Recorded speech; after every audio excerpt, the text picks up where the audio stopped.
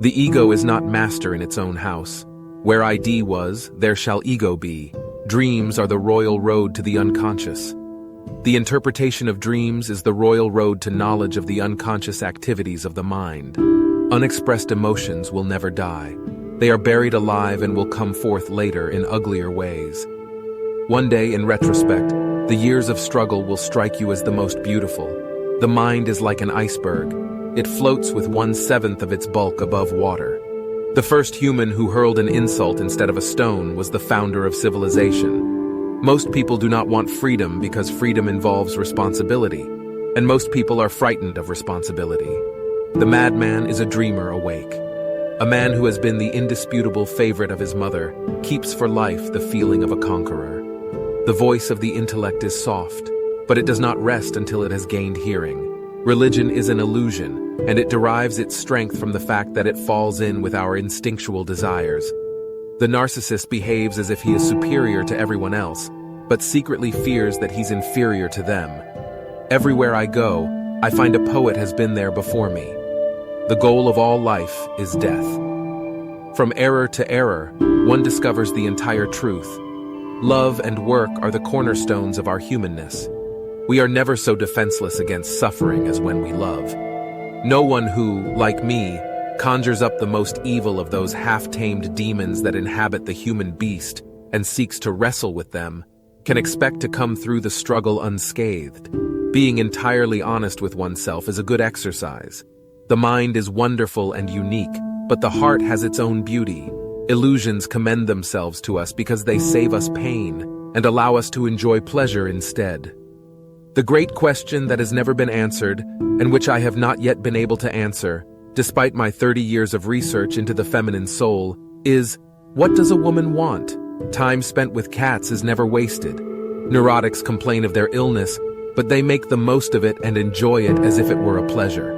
A civilization that leaves so large a number of its participants unsatisfied and drives them into revolt neither has nor deserves the prospect of a lasting existence. The only person with whom you have to compare yourself is you in the past. He that has eyes to see and ears to hear may convince himself that no mortal can keep a secret. If his lips are silent, he chatters with his fingertips. Betrayal oozes out of him at every pore. What we call happiness in the strictest sense comes from the preferably sudden satisfaction of needs that have been dammed up to a high degree. The ego refuses to be distressed by the provocations of reality, to let itself be compelled to suffer. It insists that it cannot be affected by the traumas of the external world. It shows that such traumas are no more than occasions for it to gain pleasure.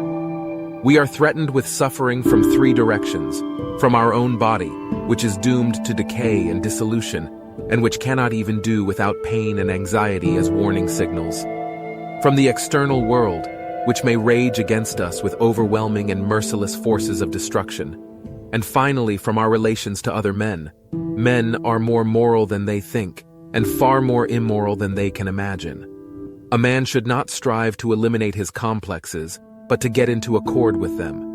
The more the fruits of knowledge become accessible to men, the more widespread the decline of religious belief.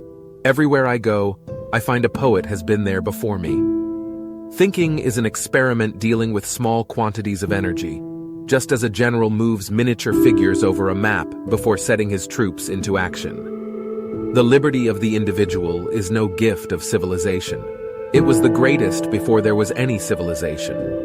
Neurosis is the inability to tolerate ambiguity. Neurosis is the result of a conflict between the ego and its ID, whereas psychosis is the analogous outcome of a similar disturbance in the relation between the ego and the external world.